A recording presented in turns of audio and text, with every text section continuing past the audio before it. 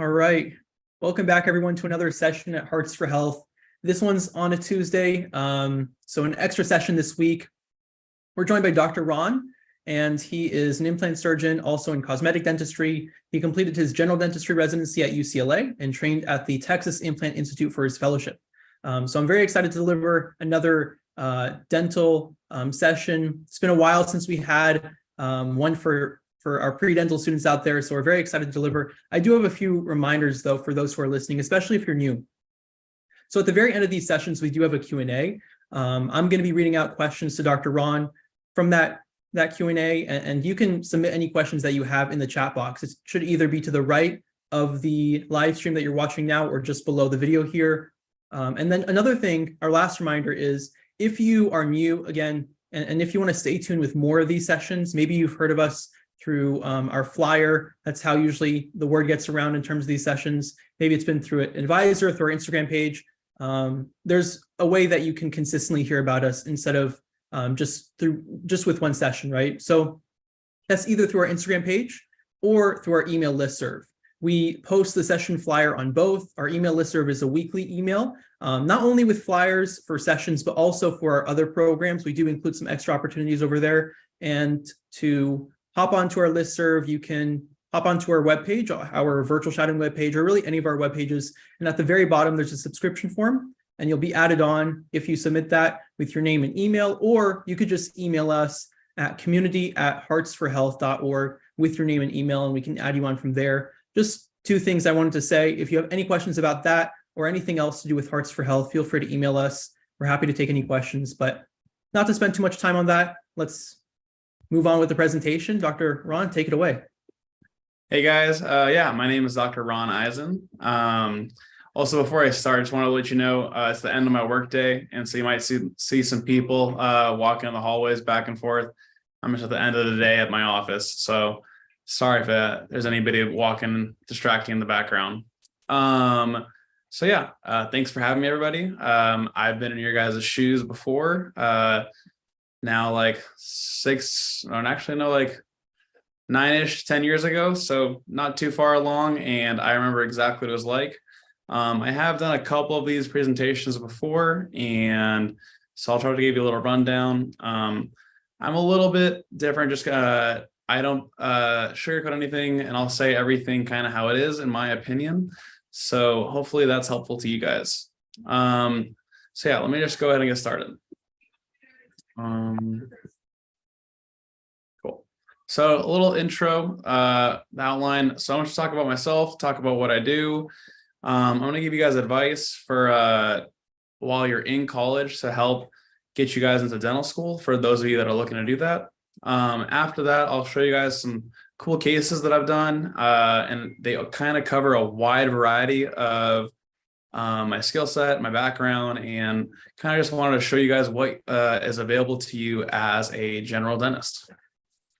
And then at the end, I'll answer any questions. So first, my journey to becoming a cosmetic and implant dentist. So I'm from Newport Beach, California. That's Southern California, Orange County. I went to USC for college, Fight On. I went to UOP Dental in San Francisco. So that's a 3-year dental program. I absolutely loved it. I would be happy to talk as much as you guys like about that if anybody is interested. Highly recommend UOP. It is a great school, and saving that year was really great. Getting to working and making some money finally a year sooner than others was pretty awesome. Then I did my residency at UCLA at their Venice clinic. And that's kind of where I learned how to do full mouth reconstruction and got my beginning implant training. And that was really, really beneficial. And then finally, I did a few courses and some training and certificates at the Texas Implant Institute to do something called All-on-X, and then a few advanced implant techniques. And I'll explain that a little bit later. I have 2 dental offices, one in Costa Mesa and one in Laguna Hills. They're both in Orange County, California. And we'll go from there. So, simple stuff first. What is general dentistry? General dentistry can mean a lot of things. The really, really cool thing about being a general dentist is your wide scope of what you can do is huge. Some dentists just do fillings. Some dentists do just do root canals. Some just do oral surgery. I love being a general dentist because I do pretty much everything that a general dentist can do. So like it says, I'm a general dentist who really likes to do everything in dentistry. But what really excites me is oral surgery and cosmetics. And sometimes those are intertwined. Sometimes they're not. Sometimes they're separate. But I really love taking out wisdom teeth, doing implants, full mouth reconstruction. On the other scope, I love doing cosmetics, veneers, maybe a full set of crowns, even just Invisalign, straightening people's teeth, composite bondings, any of that sort. The kind of underlying theme to both of those is those show a patient the biggest transformation. And it's just, for me, it's the most rewarding because patients really get a change in their smile. And it's been really awesome to see people get new smiles or new function, be able to eat again. And so that's kind of why I love doing both of those. And for me, just oral surgery is the most fun. So what education did I need to get to this point? So first, obviously, undergrad college was pretty key, and then finally dental school. And then after that, if you have a good mentor, you don't need to do any more education if you don't want to. If you have a mentor that trusts you, that you trust, and is willing to put in the time and effort, you could do what I do straight out of dental school with a lot of training with that mentor and maybe some hand holding. Or you can go the route that I went. And I mean, to be honest, even after dental school, I felt very comfortable being just a general dentist, doing fillings, crowns, root canals, that kind of stuff. But I wanted to do more. I wanted to learn how to do the bigger cases, the tougher cases. And so that's why I chose to do my AEGD residency, which is an advanced education in general dentistry. Another option is a GPR, which is a group practice residency. Those are more geared towards hospital settings. You could even learn all this stuff through continuing education courses, CE. Again, you'd have to take a lot of CE to do it, but if you were motivated, you absolutely could do it right away. So I don't want you guys to think that you're boxed in one path or pathway. There are many ways to get to where I got, but for me, that was the path that worked for me, and it was the most time efficient, and for me, extremely, extremely valuable. All right, so what is a typical day in my dentist life? So honestly, there is no typical day. Every day is different. There is so much variety in my workday, but that's why I love it. I seriously love how different each day is. Some days I'll be doing a root canal. Some day I'll be doing fillings and crowns. Some days veneers. Some days I'll be doing a full all-on-X surgery. And some days I'll be doing a little bit of everything, or a big veneer case, or whatever it is. And I really love not doing the same thing over and over. Some dentists like to just do the same things. They like to do the fillings and that's it. And they call it a day, go home. And that's a low stress life. And they're making decent money doing that. And I can't harp them on that.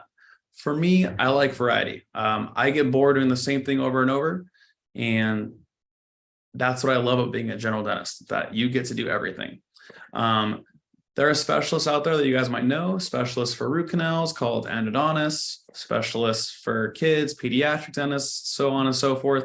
And the reason why I didn't end up going and specializing, like becoming an oral surgeon or something, is because I didn't want to have my day dictated towards one thing. I like being able to do everything. At my office as a dentist, I like to think of our place as a one-stop shop. So I pride myself on being able to provide 99% of what any of my patients need dentally in my office, all under one roof. We can take care of any dental needs that they need. I do end up doing a lot of oral surgery, like implants and wisdom teeth extractions, also veneers and crowns and some root canals, just because that's kind of the patients I have and the kind of the patients I market towards. But again, I like to have to treat the patient as a whole. And then I love to see their family and friends as well. So for me, the best part of being a general dentist is that you can do whatever interests you. I think that's really powerful that you have the choice. As long as you have the skill set, you can gear your day towards whatever you want. And I think that's an amazing thing about being a general dentist. So I was asked, what would be some advice for college while you're in college to get into dental school? I'm sure a lot of you guys are worrying about your resumes, your test scores, and all that stuff. So here are kind of some things that I think are important. So I'm just go down the list. So first and foremost, I think you have to shadow a dentist if you want to become a dentist and go to dental school. All dental schools want to see that you actually want to become a dentist. I think I had 2 kids in my class that dropped out because they decided that it wasn't for them. And did I feel bad for them. They went through some loans, all this freaking work, time you can never get back. So all this time just to find out and decide that maybe being a dentist wasn't right for them. And then I'm sure you guys have met many other dentists who hate being a dentist. And that sucks. I love what I do. I love being a dentist. But this job is not for everybody. Yeah, we make good money, but the money is definitely not worth it if you don't like doing it. Otherwise, it sucks. It's also backbreaking. It's a lot of work. It's stressful. So you got to make sure you like it. So definitely shadow a dentist. Dental schools want to see that you have shadowing hours. And then for yourself, you should just see if that's the lifestyle that you want to do. If what they're doing you find interesting. Maybe even become an assistant, a dental assistant. That's a huge value build. I mean, anyone that was a dental assistant in my dental class before becoming a dental student was light years ahead of all of us that weren't in the class. So be a dental assistant. It's a great job and you'll learn so much and it'll make dental school significantly easier for you. I recommend joining a pre-dental club if your college or university offers one. I was part of one. I thought it was amazing. We got really great experience. I got to shadow some of the pre-dental students. We got to drill on plastic teeth as a college kid, which is really cool for me. So definitely recommend that. And you'll get exposure to a lot of different dental things that you might not have otherwise. And it looks good on the resume. Always recommend volunteering. Number 1, out of the goodness of your heart. Number 2, it looks good on the resume again. This is kind of straightforward, but obviously get the best grades that you can. The better grades you get, usually the better college or dental school you can get into, and it makes it easier. Does that mean that if you don't have great grades that you can't make it? No, it definitely doesn't. If you have less than fantastic grades, you can definitely build your resume in other ways, but get the best grades you can. And so you'll give yourself the best opportunity and chance to get into a school that you want to go to. And then first and foremost, take care of yourself mentally and physically. I cannot stress this enough. Hold on one sec. Yeah, Sina.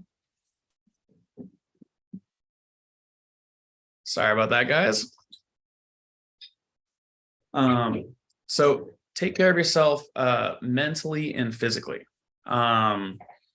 Super important. I can't stress this enough. I'm all about that work-life balance, taking care of yourself. If you can't take care of yourself, you can't take care of other people. Go to the gym. Make sure you're healthy. Dentistry is sometimes backbreaking. I'm going to the chiropractor right now because I pulled my back doing some stuff. So make sure you're going to the gym, staying healthy, and make sure that you are happy at the end of the day. I know a lot of people tend to burn themselves out with studying and grades and worrying about that in college. I promise your grades in college are not the end all be all. Make sure at the end of the day that you're happy. So make time for your friends, make time for your family. I'm a firm believer in making time for yourself. So make sure that you do that. So like I said, enjoy life, enjoy college. Trust me, it's a lot of fun. And it's a lot of fun afterwards as well. And then again, I want to reiterate, make sure dentistry is something you want to do. It is not for everybody, but for those of you that feel that it's right for you, I promise you it is an amazing and super rewarding career. All right, so that's kind of all my lecture stuff.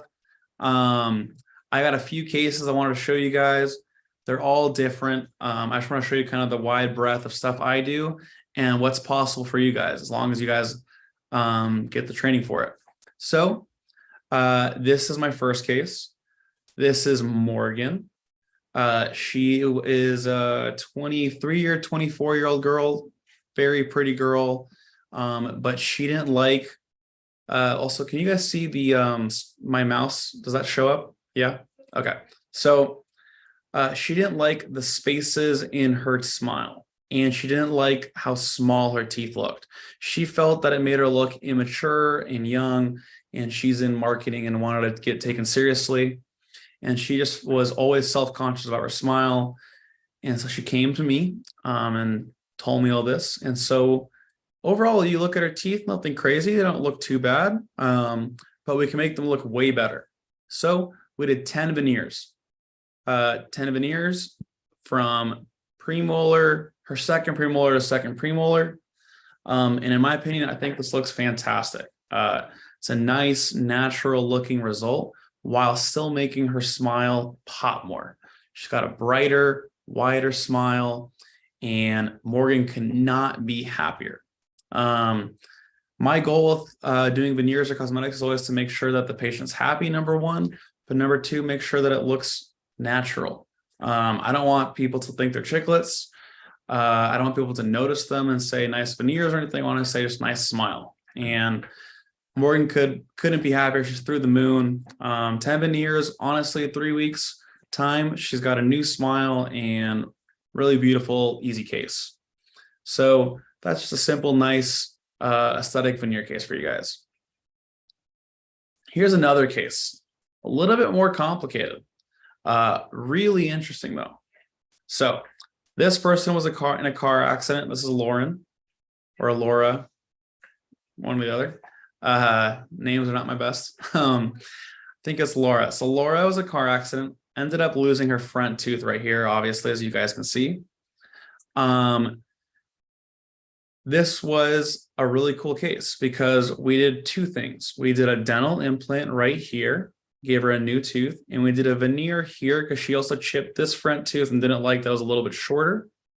So we did a veneer on here and an implant here, and it looks fantastic. You'd be hard pressed to tell me those are fake teeth.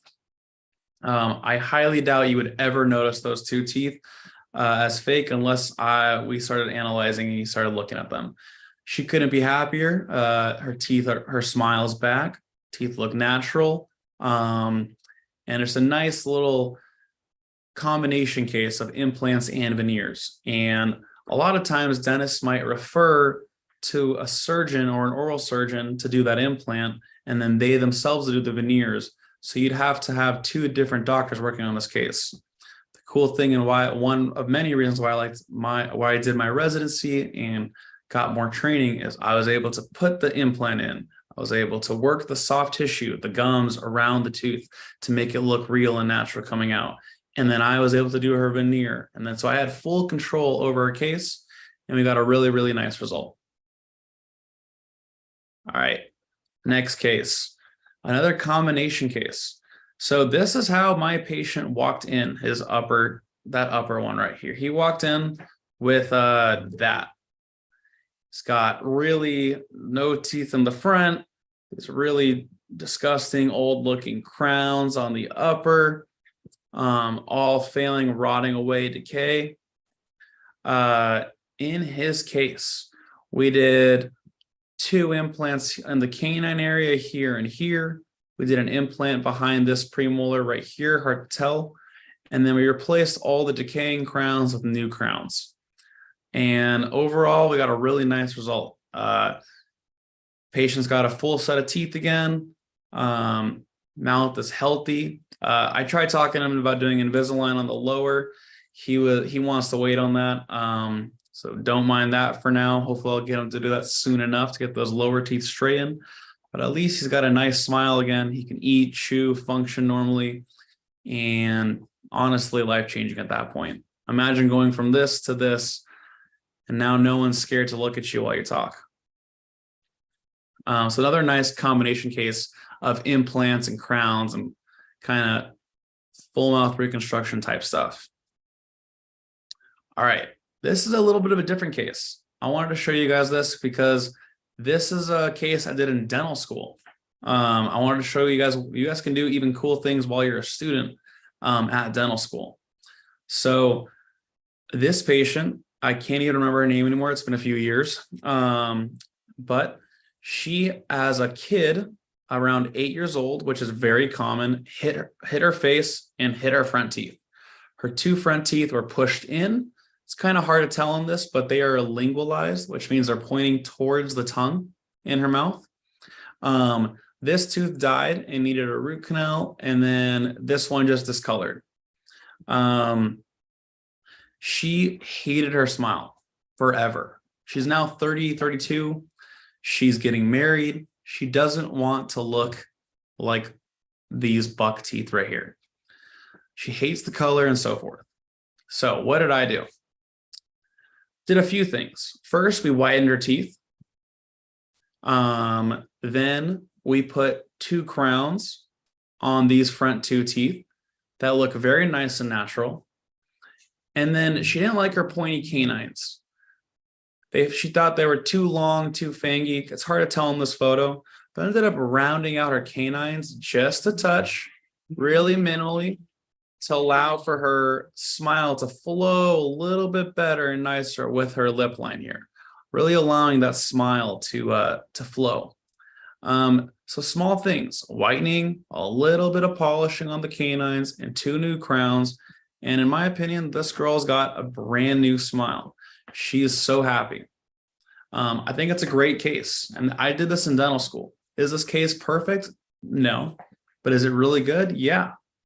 What would I have done differently? What I don't like, what maybe you guys don't notice, but what I notice immediately is the gums on these teeth are a little too low. Same on here for her on that.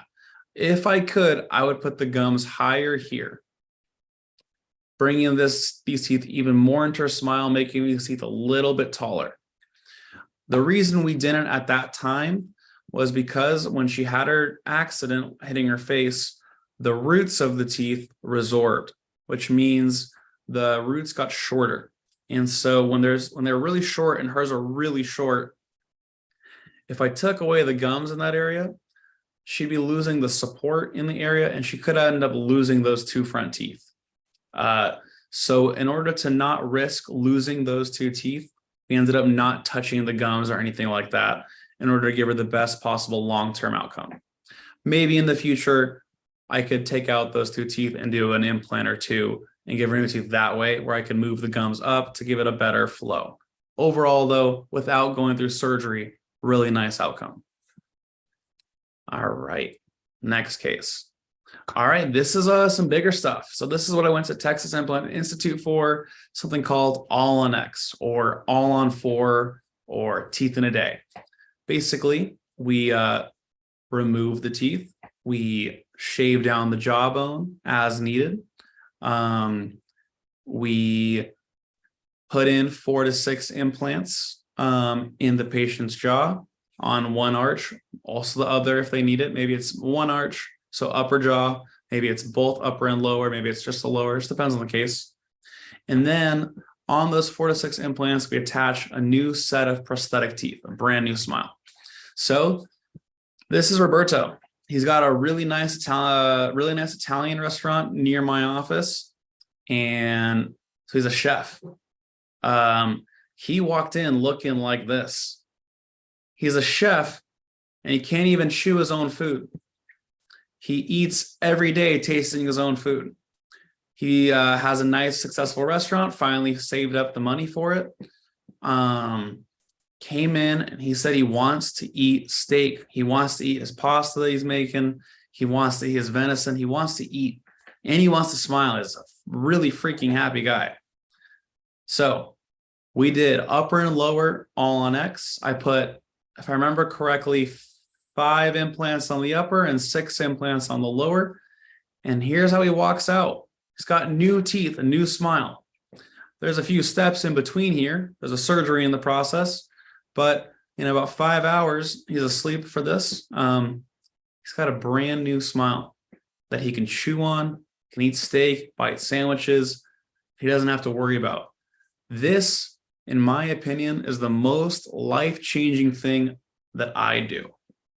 Not only does he look way better and he's not self-conscious, but he can eat.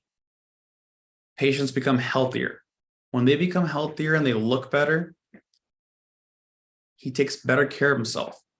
He worries about what he's dressing. Look at this. Even in this photo here, he showed up in a t-shirt. And then finally with new teeth, he shows up in a collared shirt. I didn't tell him what to wear. Somehow he's decided to step up. And you see this all the time on patients. I don't tell them to do anything. They just come in and they look more dolled up because now they care just a little bit more about their appearance.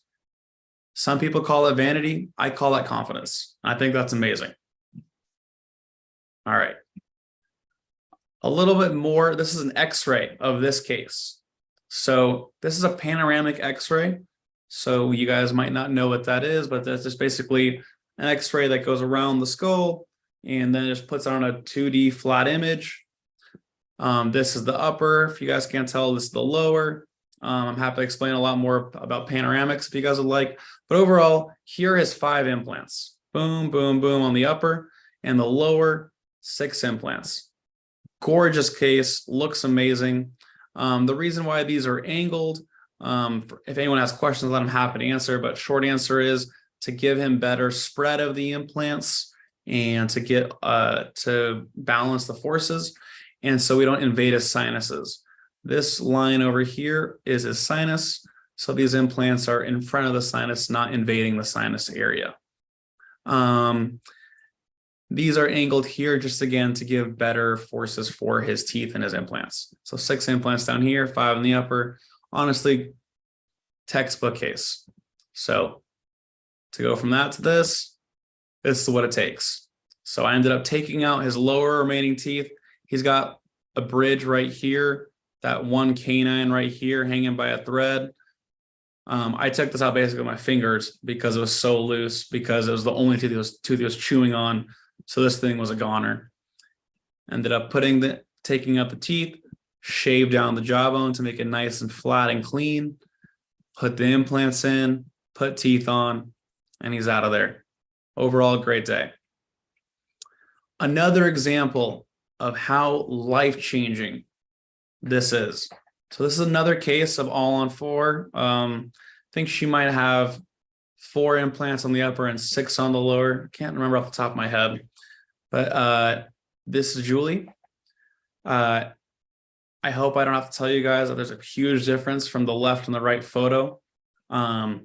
She came in super timid, super timid, so embarrassed about her smile. She was ready to change her life. She's like, I am ready to eat and I'm ready to smile and not be self-conscious. Here she is, a few weeks later, new smile. And if you guys notice, I didn't tell her to put on makeup. She did it on her own. You find that all the time. Once patients start taking care of the teeth, they start making themselves look better in all other aspects. So clearly she's not wearing makeup in this photo, but it's because she doesn't give a shit. Now she does. And this is a brand new woman. When she woke up and saw her smile, she started crying at tears of joy. This is seriously life-changing. This is why I love doing what I do. In some ways, we can change lives. All right, so advice to our future dentists, you guys. Here's a quote that I live by. So this is my why. Why am I a dentist? I truly believe this quote. So a perfect, healthy smile enables a person to reach their maximum potential in life. I think that is such a true statement, and it is what drives what I do every day. I believe giving someone the smile of their dreams, giving them healthy smiles, teeth to chew on and eat with, enables them to be the best version of themselves. People are more confident when they have nice smiles. People are more confident when they can eat and not worry about a tooth breaking off at dinner or their denture flying out of their mouth.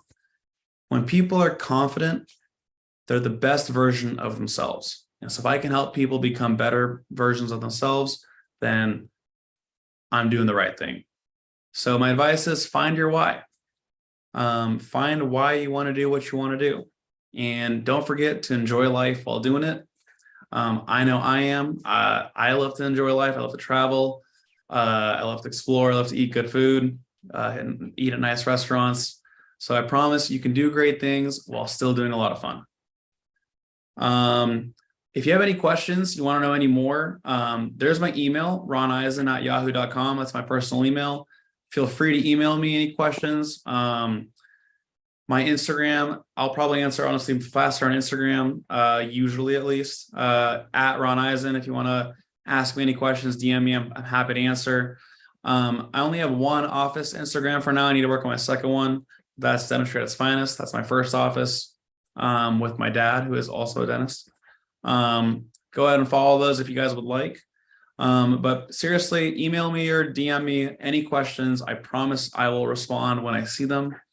I'm happy to help.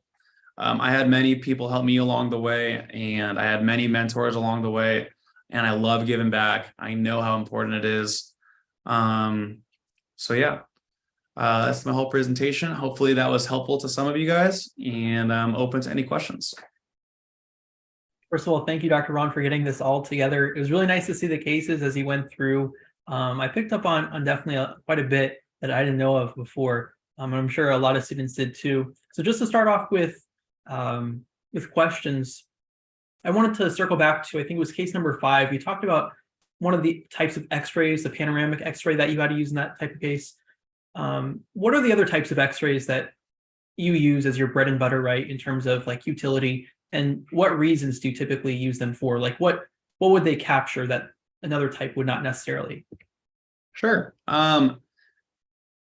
Dentists typically use just intraoral X-rays, periapicals or bite wings, basically just those kind of digital X-rays or whatever that capture 2 to 3 teeth per image. That's kind of the main bread and butter for most dentists. I use 3 modalities of X-rays. I use that type first for my normal cavities and simple general dentistry stuff like fillings and crowns. I use that panoramic one, this one, for all wisdom teeth cases and specific implant type cases. And then finally, I use CBCT, cone beam CT scans, so 3D X-rays for all my all-on-4, all-on-X type surgeries. And for any difficult wisdom tooth extractions, I will also use that for. If I'm worried about the nerve or anything else, any other structures that I might be worried about, I'll use that. And then finally, for any extremely difficult root canal type stuff, I might use a cone beam as well. So those are kind of the 3 main types of X-rays dentists use that I definitely use because I do a lot of surgery. So yeah. Our next question is from a student who says that they really want to become a dentist later on, but their main worry is that they would have to market in order to have patients come through their doors. Is that the case? Sometimes, yeah. So there's a lot of different ways to get patients. If you're working where you live, just kind of getting the people that you know first, and then word of mouth. And word of mouth and patient referrals is definitely the best way to get patients. Sometimes you have to market. For my second office right now, I'm definitely putting some money into marketing to get more new patients in the door because I'm a little farther away from my home. So sometimes you do have to market, and don't be afraid of marketing. There's nothing wrong with it, and it's a great avenue to get more patients in the door. You can also just join groups, meet people out in the neighborhoods. There's a lot of different ways, but I would not let the fear of needing to market stop you from becoming a dentist if that's what you need to do or want to do. Our next question is, what were some of the most important factors you looked at when choosing what dental school to attend? That's a great question. What are the factors that I looked at when choosing a dental school? So this question would be answered so differently depending on who you are as a person. For me, I knew I wanted to be a general dentist, and I knew I wanted to work with my hands. So I wanted a dental school with a reputation of having great hand skills with the dentist coming out of there. Because some dental schools are known for research, some are known for didactics, some are known for their hand skills, some are known for surgery, blah, blah, blah, blah, blah. And you have to just kind of ask dentists that know the schools and look at research and talk to the dental students. Unfortunately, there's not like a simple answer to that, to which one's best at which. Being in California, I knew I wanted to stay in California, so I basically only applied to the California schools. So there's 5 or 6, I believe. UOP was my number one school, though, for a lot of reasons. One big reason was 3 years. But more important than that, I chose it because it had a reputation in California as being the school with the best known for hand skills. So at least in my circle, back when I was applying, UOP was known as the school that had dentists with the best hands. So I knew I wanted to be a general dentist. That's why I chose it. I also just talked to a lot of the students, and all the students were super happy and loved UOP and couldn't stop talking about it. And that's me too. I mean, I love the school. I definitely support it. So it just depends on what you want to do. For example, another school in California, UCLA, is more well known for, it's a great school, is more well known for their dental school to get people into specialties.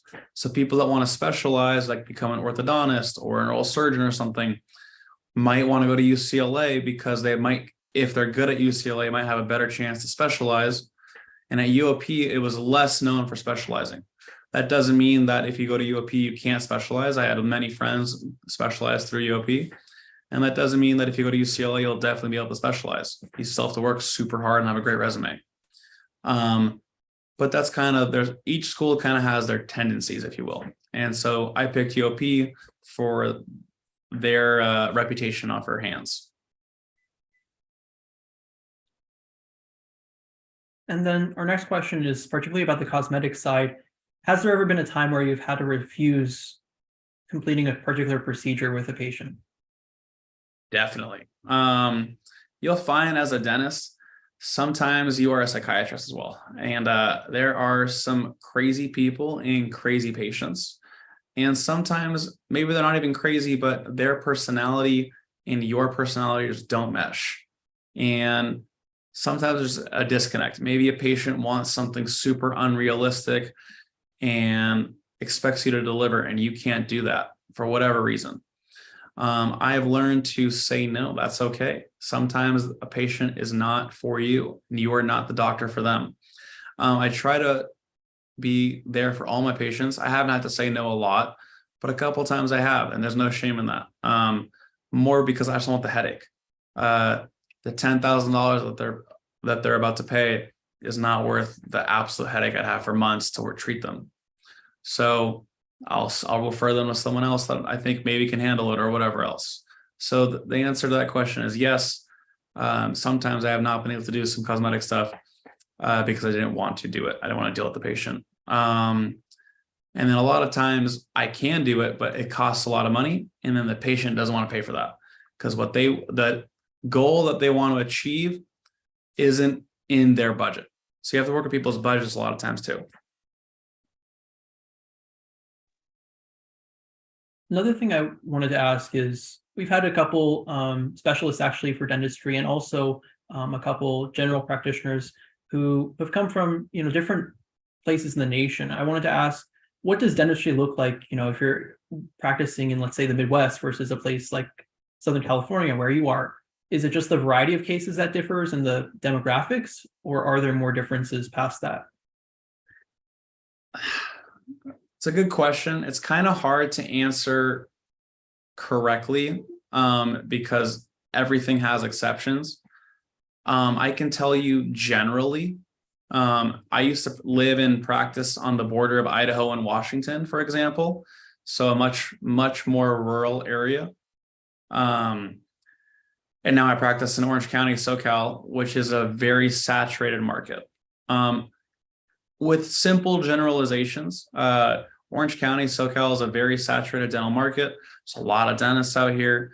You do have to differentiate yourself in some way, find your niche, or at least your niche patients. There's a lot of cosmetics here for sure. People in SoCal, especially Orange County, really care how their smiles look.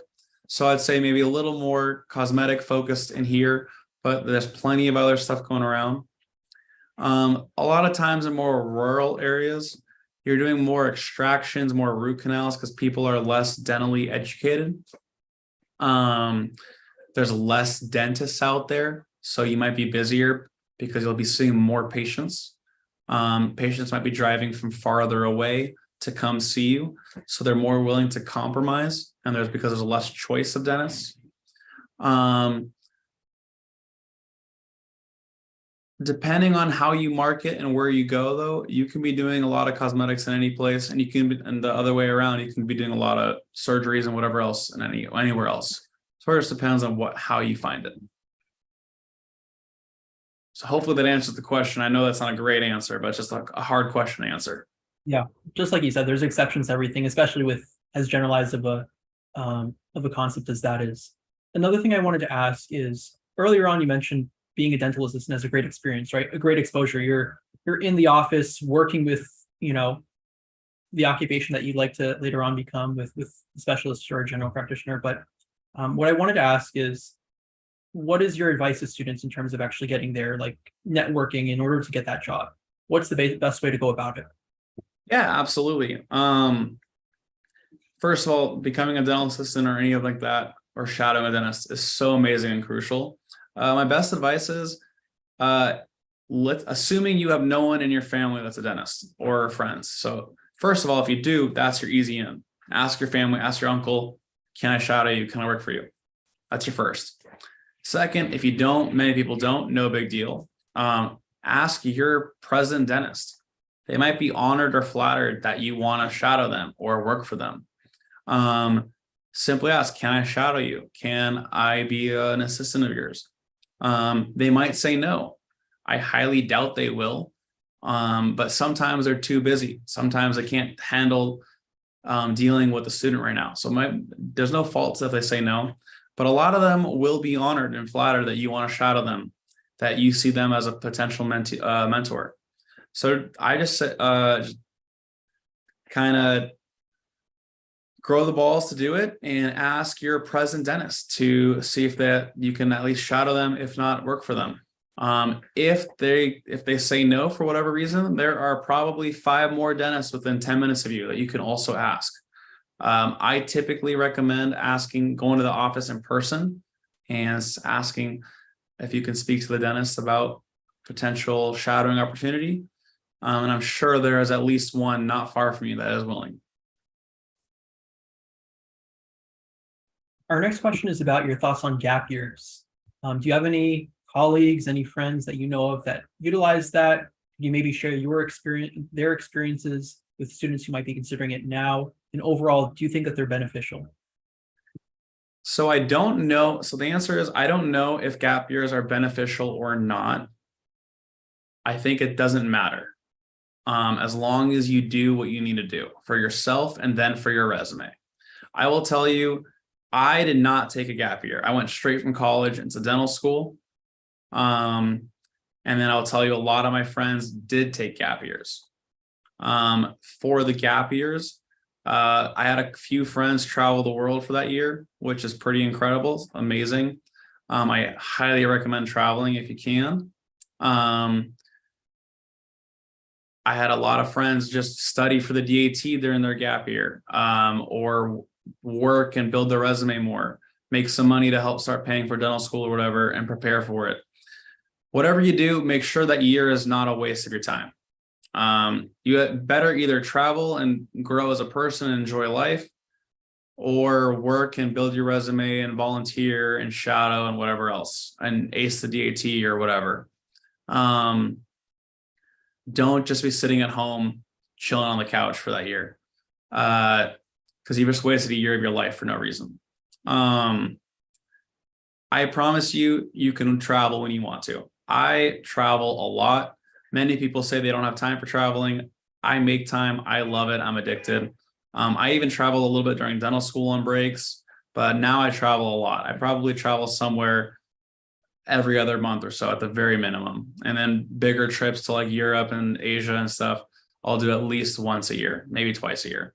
So it's definitely doable as long as you make it happen. Being a dentist definitely allows it, makes it a little bit easier for me than some, but it's definitely doable. For me, I didn't need a gap year. I was ready to just continue to finish school and be done with it. I will say it's really hard once you're out of school to go back into school. Not saying it's impossible. Many people do it. I know I thought about going back to get my MBA, and now that I've been making money and working, I can't find myself going back to school. So I have not done that. But the choice is yours. Basically, if you need to take a gap year for yourself or for your resume for whatever reason, don't hesitate. Just do it. It's fine. No big deal. Just don't make it a waste of time. And if you don't need to take a gap year, then don't. Just get it over with. Yeah, I think that also it diffuses out to some other professions. Like I hear a lot of the same for medicine or PAs. They often take the same approach, and that's great to hear. I appreciate you sharing that. No problem. Just a few more questions, actually, just before we wrap up. Yep. One student's asking, did you do anything to improve your motor skills before dental school, or was that just mainly a concentration for you later on? That is a great question. I did not, but I highly recommend you do. My first year in the lab, I was there till midnight, so many nights, to get my hand skills where it needed to be. I have really steady hands, but the kind of stuff that they're making us do in the dental lab were way different, something I had never done before. And I wish I had. I mean, now it doesn't matter. Now I'm great and I'm comfortable. But during dental school, I definitely wish I had. So for me personally, I did not do anything to prepare. Dental school will get you right, at least if you go to a good school and stuff. And as long as you put the time and effort in, then you will get right in dental school. But if you want to make your life less of a hell during dental school, I do recommend taking an art class. I know it sounds weird, but there's a lot of artistry in dentistry. And an art class, specifically maybe a ceramics art class, is really beneficial. I had a few of my classmates that did that, and they were coasting through parts of class. So think about adding for one semester or quarter or whatever, an art class like ceramics, something that you use your hands in would be great. That's a great idea. So do you have to? No, you'll be fine in school as long as you work hard. But if you do, it will make your life a little bit easier. Being in practice, and you touched on this earlier, but being in practice, I hear that people there's a learning curve to it, obviously, right? People have a pretty steep learning curve to getting used to the business side of things. You mentioned taking an MBA or at least considering it. Do you think that's something that everyone really at any stage can find utility out of in terms of actual practitioners, or more or less do you think people learn that along the way and the utility behind that kind of dissipates after so many years? Can you repeat the first part of the question? You cut out for a sec. Yeah, no problem. So with an MBA, I was just wondering if you think that utility really applies to everyone, whether they're 20 years into practice, 30 years into practice, or do you think that dissipates after a while, where when you're so experienced, you don't necessarily need that sort of degree or that education later on? I think that's a question that only you can answer for yourself in general. I will say that in dental school, they do not teach you very much, if at all, anything about the financial aspect of becoming and being a dentist and running your own practice. Mine taught me a little bit, actually, but overall, they don't teach much. And even if they do, you might not be ready to understand the information they're giving you, because until you're living in it, you don't see. So you definitely learn way more on the job, but understanding finances and the business and like profit and loss statements and EBITDA and all that kind of stuff. Makes running a practice a lot smoother, easier, and more efficient. Having an MBA, I would imagine, would be useful. I would love to have one. Add a couple more letters to the name, sounds kind of cool. But for me now, it's not worth my time, / I don't want to go back to school at the moment. Not to say I won't, maybe I will in the future. Definitely not necessary though. Sounds good. Well, maybe we can add in 2 more questions here. For anyone who's maybe considering a subspecialty, do you think that would be too early on? Do you think that sort of decision is something for when you're in dental school or maybe when you're later on in residency? Or do you think that people can reasonably make that sort of decision as an undergrad? That's a great question. I think you can reasonably have a dream of becoming some sort of specialty before you're in dental school, as long as you're realistic and you're open. Don't be a diehard, I need to be an oral surgeon or I need to be an endodontist right before dental school even, and just go through dental school and just not even look at dental school as important because you're just trying to specialize. But who am I to say, if you want to become one of those things or a specialist of some sort, go for it, shoot for it.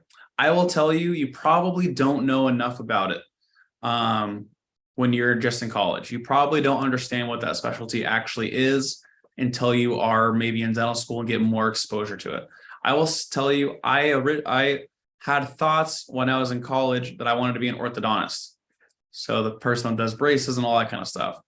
I thought that was really cool. I saw my orthodontist driving the Porsche and sitting in the office and sitting on his ass, and his assistants were just chilling or doing all the work and he was just chilling. I was like, that looks like a great gig. So I thought that was really cool. I went into dental school thinking I wanted to be an orthodontist. I found out what an orthodontist actually does, and it is really cool. It just wasn't for me. And I am so glad that I did not do that. Orthodontists are great. One of my best friends is an orthodontist now, but just not what I want to do. I learned that orthodontists use their minds a lot, which is great. And they just sit there and their dental assistants kind of implement all the stuff that the orthodontist is thinking about. And they just kind of move teeth around.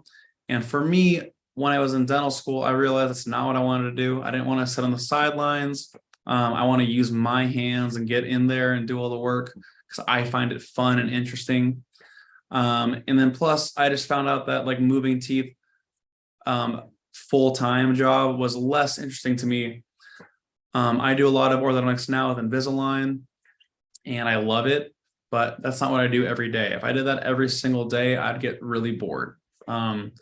So going into dental school, you might learn about a profession or a specialty. And once you fully understand what that specialty does, you might not want to do it, or you might want to do it even more. So you can definitely have a goal of becoming a specialist even before dental school, as long as you're open to learning about it and really understanding and being open to maybe not doing that if it might not be right for you. 100%. We can't be hard-headed when it comes to those decisions. They're just exactly.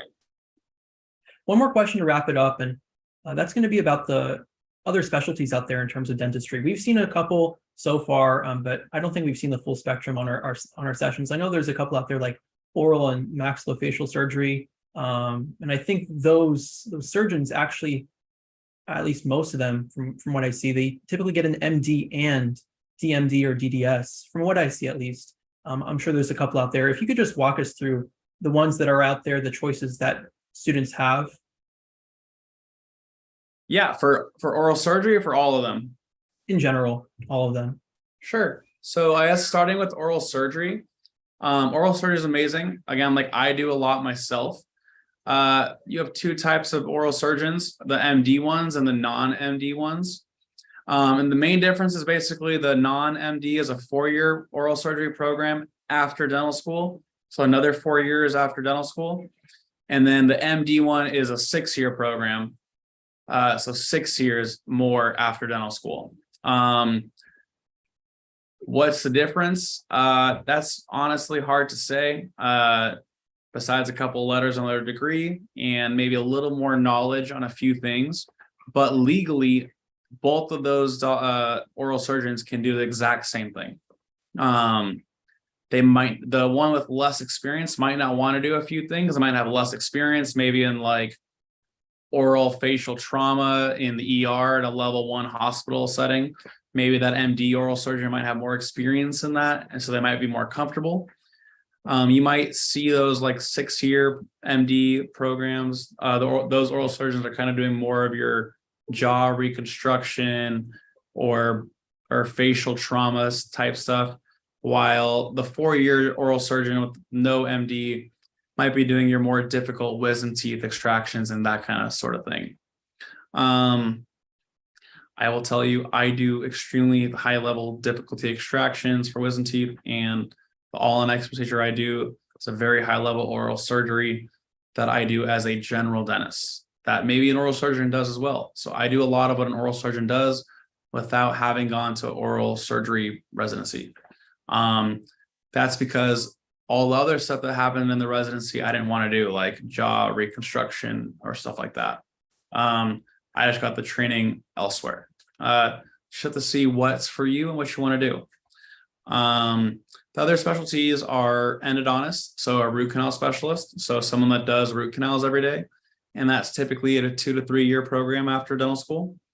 Another one is orthodontist, so braces and movement of teeth.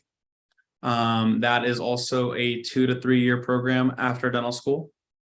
There's pediatric dentist, which is a dentist for kids. That's, I believe, 2 years after dental school and is its own specialty. There is prosthodontist, which is, in my opinion, a dying breed. There are a lot less prosthodontist specialists out there. A prosthodontist is someone who specializes in the prosthetic portions of teeth. So either dentures or the prosthetic part of the all-on-4 I was doing, or kind of new teeth in that sense, or full mouth reconstruction. They really understand how the jaw works and how teeth work. It's basically, a prosthodontist is like the next level dentist, typically, if I had to give an easy description. There are 9 specialties, I believe, and I just named 5 or 4 of them. What else is there? There are a couple more that I can't even think about off the top of my head right now, but those are kind of your big ones right there. Good. Well, that's a great overview. And that's a great way to wrap up our session today. Thank you so much, Dr. Ron, for getting this all together. This was a very informative session. I learned a lot. I'm sure a lot of those students listening out there learned a lot too. I do have a few last things to say for our shadowers. So if y'all would like to earn credit for your attendance today, we do have a quiz. I posted that in the chat box, in the same chat box that y'all have been posting your questions, and I've also posted it on our website under the virtual shouting page. We'll now have 3 quizzes because this is it's going to be a Monday quiz from yesterday, and then a Thursday quiz from last week, and then today's quiz that you'll see on the virtual shouting page. That Tuesday quiz, like I said, it's now available on the page. A quick Google form, if you're not familiar, with 10 questions is all, and you'll have to get 6 or more to pass. Once you do pass, you'll receive a certificate. Just be sure to list the email address that you'd like it to be sent to. We recommend a personal Gmail or Yahoo, because that typically doesn't filter out spam. But just in case you don't receive it over your inbox, please do check your spam folder. It'll be due next Monday, March 27th at 11:59 p.m. Central Standard Time. And our next session will be later this Thursday with Miss Fidani. She's a PA in dermatology.